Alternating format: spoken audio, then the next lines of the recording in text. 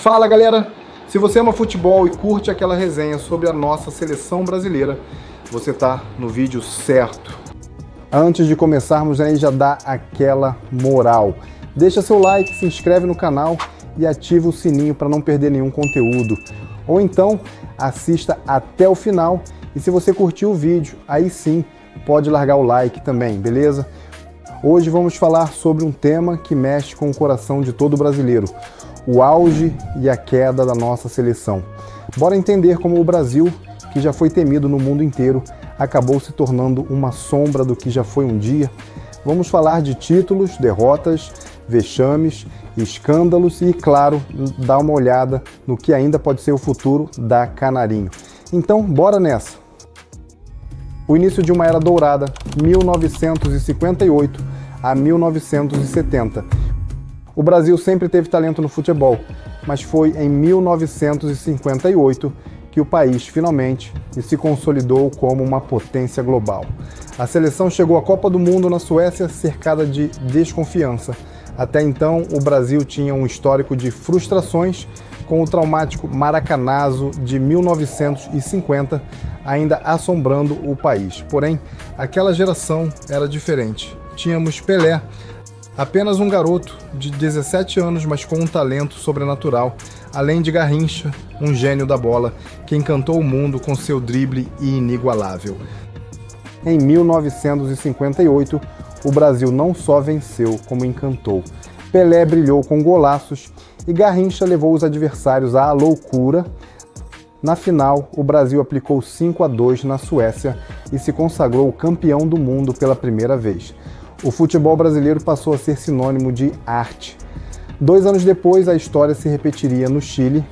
Mesmo sem Pelé, que se machucou no início da competição, o Brasil conquistou o bicampeonato em 1962, com Garrincha em estado de graça. Mas foi em 1970, no México, que a seleção brasileira atingiu o seu auge absoluto. Muitos consideram aquele time o melhor da história. Liderado por Pelé em sua última Copa e com craques como Rivelino, Gerson, Tostão e Jairzinho, o Brasil jogou em um futebol envolvente, ofensivo e dominante. A campanha foi impecável e a vitória de 4-1 sobre a Itália na final, com aquele gol de Carlos Alberto Torres, após a famosa jogada coletiva, foi a consagração de uma era dourada. 3 títulos em 4 Copas, consolidando o Brasil como o maior vencedor da história até então. O recomeço em 1994. O Brasil pragmático. Depois de 1970, o Brasil passou por uma fase difícil.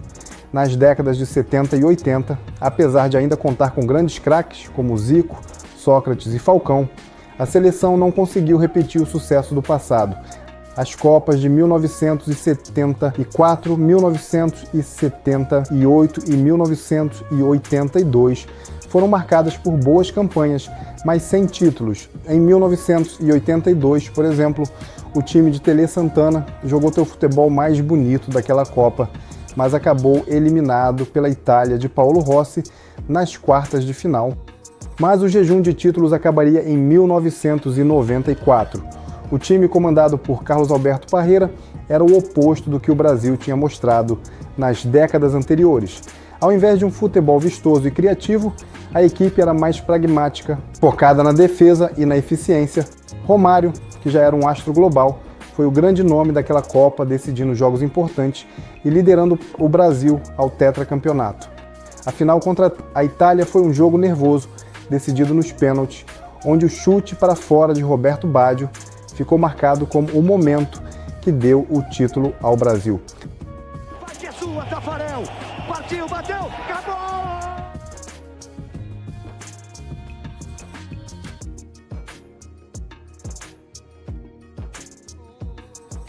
O time de 94 não tinha o brilho dos anos 70, mas trouxe de volta a confiança para a seleção. E parecia que o Brasil estava pronto para dominar o futebol mundial novamente. O drama de 1998. Após o título em 1994, o Brasil chegou à Copa de 1998 na França como um dos favoritos, agora com Ronaldo Fenômeno no auge de sua forma. O time comandado por Zagallo era uma mistura de talento e experiência, e Ronaldo já era considerado o melhor jogador do mundo. A seleção fez uma boa campanha e chegou à final contra a França, jogando em casa. Mas o que era para ser um espetáculo se transformou em um dos maiores mistérios do futebol. Horas antes da decisão, Ronaldo Modo sofreu uma convulsão e mesmo assim foi escalado para jogar. Dentro de campo, o Brasil não conseguiu reagir à pressão da França, que venceu por 3-0 com 2 gols de Zidane. A derrota foi dolorosa e o incidente com Ronaldo nunca foi completamente esclarecido, deixando dúvidas e teorias sobre o que realmente aconteceu naquela noite. Mesmo com o vice-campeonato, Ronaldo declarou anos depois: "Foi um momento muito difícil, mas me fez ainda mais forte para continuar." 2002, o auge moderno do futebol brasileiro. Se o Brasil de 1994 foi pragmático e o de 1998 foi marcado pelo drama, o de 2002 foi o oposto, um show de talento e habilidade. No entanto, o caminho até a Copa foi complicado. O Brasil quase ficou de fora do Mundial. A campanha nas eliminatórias foi turbulenta, com troca de técnicos e jogos ruins. A seleção chegou ao Mundial da Coreia e Japão cercada de dúvidas, mas foi lá que o Brasil renasceu. Felipão, conhecido pelo seu estilo de liderança forte, montou uma equipe sólida defensivamente e letal no ataque. O trio Ronaldo, Rivaldo e Ronaldinho Gaúcho foi um dos mais temidos da história.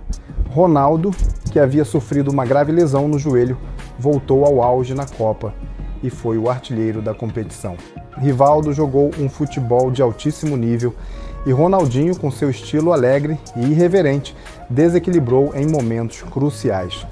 A campanha de 2002 foi marcada por vitórias convincentes, como o 2-0 contra a Alemanha na final, com 2 gols de Ronaldo. O pentacampeonato era nosso e naquele momento o Brasil parecia imbatível, tá? Os adversários entravam em campo já temendo a seleção. O declínio após 2006. A partir de 2006, o Brasil começou a dar sinais de declínio. A Copa daquele ano na Alemanha foi o primeiro grande sinal de alerta. O time era fortíssimo no papel, com jogadores como Ronaldo, Ronaldinho, Kaká e Adriano, formando o famoso quadrado mágico. Mas dentro de campo, o Brasil não correspondeu às expectativas. A equipe parecia desconectada, sem a mesma energia e foco de 2002. Nas quartas de final, enfrentamos a França e, mais uma vez, Zidane foi o nosso carrasco. O craque francês deu um show de futebol e o Brasil perdeu por 1-0. Além da eliminação, o comportamento dos jogadores fora de campo gerou críticas. Relatos de festas e falta de disciplina nos bastidores começaram a vazar, o que gerou um clima de desconforto entre torcida e equipe. O Brasil não parecia mais aquela seleção focada e letal de 2002, e esse cenário continuou em 2010. Sob o comando de Dunga, a seleção adotou um estilo mais defensivo, longe do tradicional futebol arte que encantava o mundo.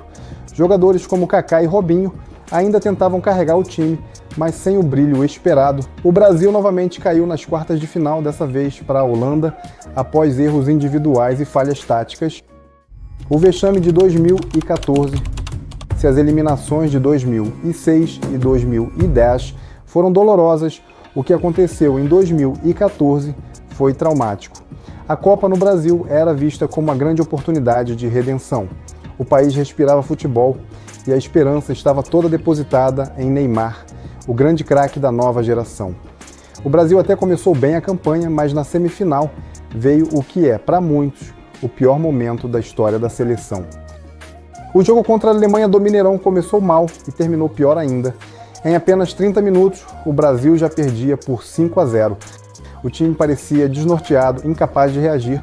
O placar final de 7-1 foi mais do que uma derrota, foi uma humilhação que chocou o mundo. Felipão, o técnico que havia nos levado ao título em 2002, agora era o principal alvo das críticas. Jogadores e ex-jogadores se pronunciaram após o jogo.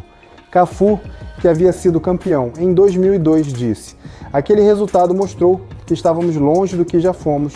O Brasil perdeu o respeito e a confiança que tinha de si mesmo."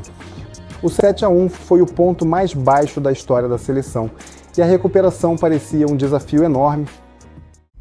escândalos e crises no futebol brasileiro. Além dos problemas dentro de campo, o futebol brasileiro passou a ser marcado por escândalos fora dele. Em 2015, o então presidente da CBF, José Maria Marim, foi preso nos Estados Unidos por envolvimento em esquemas de corrupção no futebol. Esse caso, parte de uma investigação global da FIFA, revelou que o futebol brasileiro estava sendo comandado por interesses financeiros, deixando o desenvolvimento do esporte de lado. Romário, ex-jogador e hoje político, foi um dos mais críticos da situação. Enquanto tivermos cartolas que pensam no próprio bolso, o futebol brasileiro vai continuar sofrendo, declarou ele. As revelações de corrupção abalaram a confiança do público e mostraram que o declínio da seleção era, em parte, reflexo de uma gestão problemática. O Brasil, que já foi modelo de sucesso dentro das 4 linhas, agora enfrentava uma crise profunda nos bastidores. E a renovação do futebol brasileiro, tanto no campo quanto na administração, parecia mais distante do que nunca. A busca por redenção, o futuro da seleção. Apesar dos escândalos e fracassos nas Copas, o Brasil ainda conseguiu algumas conquistas importantes nesse período. Em 2007 e 2019, a seleção venceu a Copa América, reafirmando sua hegemonia no continente. Além disso, o tão esperado ouro olímpico veio em 2016, com Neymar como protagonista, e foi repetido em 2021, consolidando o Brasil como uma potência nas competições de base. A nova geração de jogadores como Vinícius Júnior, Rodrigo e Antony trouxe esperança de dias melhores para a seleção. Com Tite, o Brasil tentou se reerguer na Copa de 2018, mas parou nas quartas de final, dessa vez diante da Bélgica. E em 2022, novamente o Brasil acabou deixando a desejar, sendo eliminado nos pênaltis pela Croácia nas quartas de final. Apesar da frustração, há um sentimento de que o Brasil tem o talento necessário para voltar ao topo, mas precisa de mais estrutura e planejamento. A grande questão é, será que o Brasil pode voltar a ser aquela seleção temida e respeitada mundialmente? Ou os tempos de glória ficaram no passado? E aí, galera, o que vocês acham? O Brasil ainda tem chance de voltar a ser aquela seleção que mete medo nos adversários ou o nosso tempo já passou? Deixa sua opinião aí nos comentários. E claro, se você curtiu esse vídeo, não esquece de deixar o like, se inscrever no canal e compartilhar com os amigos. Valeu demais e até a próxima!